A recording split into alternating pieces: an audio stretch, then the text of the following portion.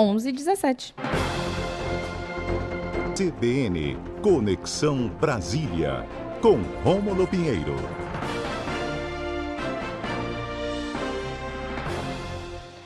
Oi, Rômulo, muito bom dia para você. Seja bem-vindo aqui para mais uma coluna Conexão Brasília. Muito bom dia, Izzy, e um forte abraço aqui de Brasília. O ano está chegando ao fim, Izzy, mas isso não quer dizer que o pessoal deu um refresco para a gente aqui, tá complicado. Pelo contrário. Pelo contrário, Rômulo, a gente só acompanha aqui as notícias, né, direto. Hoje, inclusive, a gente vai trazer aqui para a coluna de hoje o julgamento do marco temporal aí no STF, também a votação do projeto da dosimetria no Senado. Esses que são dois assuntos bastante intensos aqui, com altas expectativas, né, para esses resultados.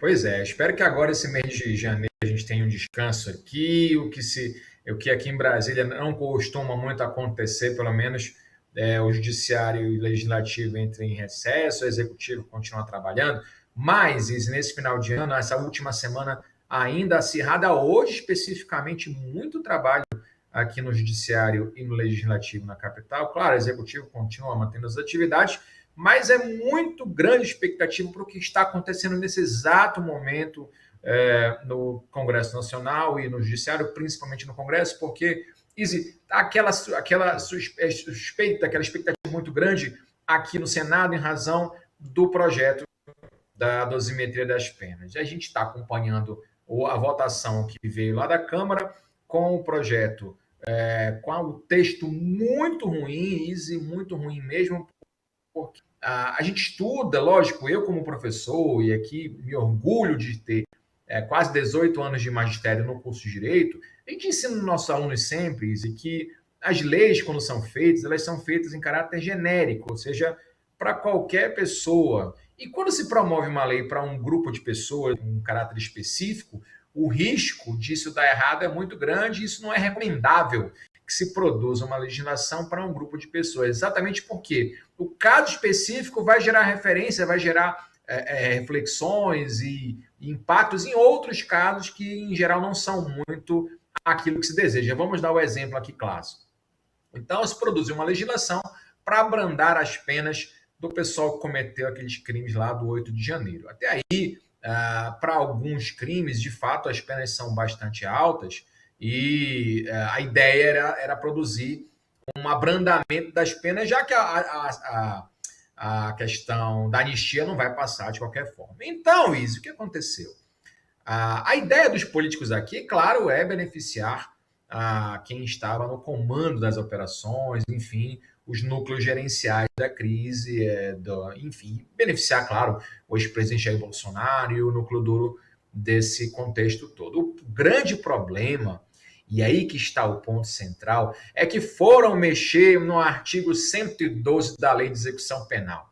Isso quer dizer o seguinte, para quem não está muito familiarizado, abaixar as penas para esse tipo de crime, isso traz, de certo, alguns benefícios para quem cometeu o delito envolvido no contexto de multidão, vai impedir, por exemplo, a soma das penas de mais de um crime, por exemplo, o crime de abolição de tentativa de golpe de Estado, enfim, são crimes que hoje as penas são somadas, a gente chama aqui no direito em concurso material, e seria a troca pelo concurso formal, que na verdade é apagar um dos crimes e aumentar um pouquinho a pena, enfim, as questões lá do artigo 359-M do Código Penal.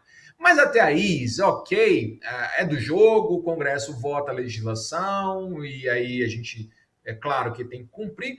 O grande problema é que foram mexer na progressão de regime para atender a alguns interesses. E qual é a regra hoje? A regra hoje é que, inclusive com alteração recente, é que crimes sem violência ou grave ameaça à pessoa, quando o réu é primário, por exemplo, se alterou a regra há pouquíssimo tempo atrás para tirar de 1/6 da pena, ou seja, 16%, e ir para em torno de 25% até mesmo 40% da pena. Então, olha só a conta, Isa, a gente tem que ficar muito atento a isso, né? Atualmente, esses crimes com violência ou grave ameaça, o caso aí do 8 de janeiro envolveu aí violência, quebra-quebra em geral, a mudança tirou de 16% e levou aí para 25% a 40%. Então, o próprio Congresso decidiu que, para endurecer as penas, há pouquíssimo tempo atrás, era importante tirar essa regra dos 16%, né? Ou seja, a pessoa, para passar do regime fechado para o semiaberto, teria que cumprir de 25% a 40%, a depender do tipo de situação real. E aí, essa regra foi muito bem aplaudida para muita gente. A gente comentou aqui que ia trazer reflexos complicados, mas muita gente aplaudiu, achou bonito, achou interessante, ok. E agora vai vir uma mudança, se o projeto for aprovado, para um retorno, Easy. Vai voltar para 16%, né, em algumas situações. E claro que qual é o grande problema? É que vai abarcar outros crimes também, que não estão nesse 8 de janeiro, porque muito embora a regra seja para o 8 de janeiro, se mexer no artigo 102 da Lei de Execução Penal, vai abarcar todo mundo. E aí, crimes graves terão sua pena reduzida. É claro que vai excluir aí crimes hediondos, etc., mas mesmo assim, crimes que não são hediondos, mas são graves também, por exemplo, o crime de roubo. O crime de roubo é um crime gravíssimo e, em alguns casos, vai voltar aí uma pena menor para progredir de regime, na verdade, um cálculo menor para progredir de regime. Então, veja que isso trouxe um embaraço muito grande aqui no Senado, e os senadores, aqui há uma luta para não aprovar esse projeto, ou então trazer emendas de redação, e para esclarecer o que são emendas de redação, que é corrigir erros materiais lá no texto, porque se mexerem no mérito vai ter que voltar para a Câmara e vai para nova votação, e aí não vai dar tempo de votar esse ano, porque a pressa é para tentar fechar esse ano antes do recesso com essas alterações. Hoje a briga aqui no Senado para decidir agora, neste exato momento, é tentar modificar o texto sem modificar o mérito, senão vai ter que voltar para a Câmara. Não se tem aí um acordo, o próprio MDB já falou que vai votar contra se o texto vier dessa forma. O pessoal aí do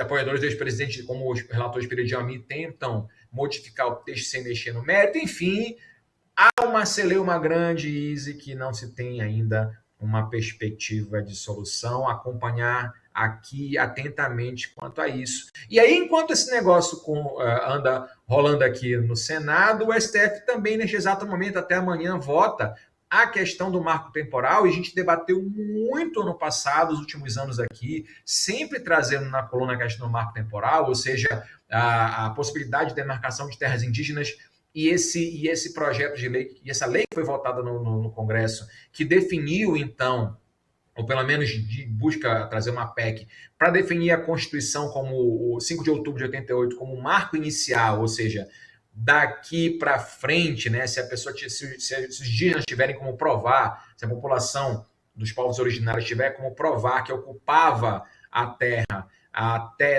desta data para frente, ou ocupou a terra nesta data, então poderia ser demarcada em favor dos povos originários, e o que vem causando grande problema, porque muitos foram expulsos.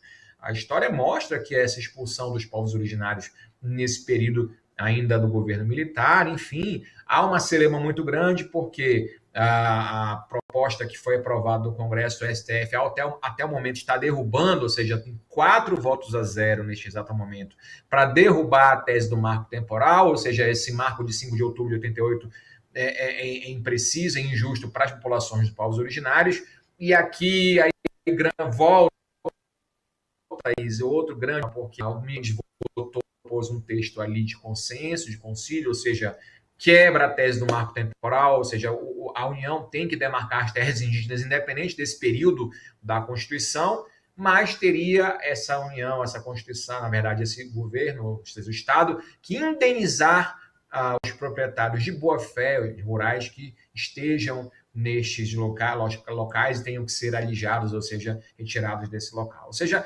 muita confusão vem pela frente, Easy, porque a União vai ter um prazo de 10 anos para demarcar as terras e indenizar. Se essa proposta de passar, estão votando nesse momento, está 4 a 0 para declarar inconstitucional a legislação que considera o marco temporal como marco inicial. E se a proposta passar, seriam 10 anos. Então, para indenizar, e não somente indenizar as benfeitorias, e sim a chamada terra nua, ou seja, o imóvel em si, a propriedade de terra em si. Então, a bancada ruralista até acha bom, porque é uma derrota menor, mas o impasse continuaria para o próximo ano, ou seja, os próximos 10 anos, ninguém saberia ainda como é que seria resolvido isso. Então, muita batalha, Izzy, muita luta aqui, tanto no legislativo quanto no judiciário, e com todas as tendências disso não se resolver neste ano, o STF vai ter que votar até quinta-feira, mas vai vir no recesso uma chuva de ações judiciais, seja de um lado ou de outro, questionando a decisão, e o Senado com essa batata quente na mão, para decidir até hoje também, antes do recesso, se vai manter o texto da Câmara, se vai alterar, se houver um pedido de vista dos senadores do governo aqui, que é a previsão também, isso vai para ano que vem, o recesso vai chegar agora essa semana. É muita confusão para pouco tempo, Izzy. Não sei se isso vai acabar bem essa semana aí, viu? Rômulo, é um cenário, na verdade, de muita incerteza, né? Porque tem várias possibilidades, vários caminhos possíveis. Se aprovar, vai por um caminho. Se não aprovar, vai para outro. Há a possibilidade de voltar ainda para a Câmara. E no meio de dois assuntos super densos, super importantes também para a população brasileira, que espera uma resposta aí, tanto os povos originários quanto também populações de uma forma geral, que foi para as ruas aí no último final de semana. Muita confusão, Rômulo, a gente vai continuar acompanhando e traz informações para você e também contigo aqui na coluna toda quarta-feira. Pois é, o que eu posso garantir para todo mundo é que próxima quarta eu trago o resultado dessa confusão toda. Não sei se positivo ou negativo para muita gente, mas com certeza quarta-feira a gente está de volta com o resultado de toda essa confusão aqui, esse imbróglio todo. Sem dúvida, Rômulo, quero agradecer a você por hoje. Até semana que vem, então. Forte abraço, até a próxima quarta. Agora são 11h29 com a coluna do Rômulo, né?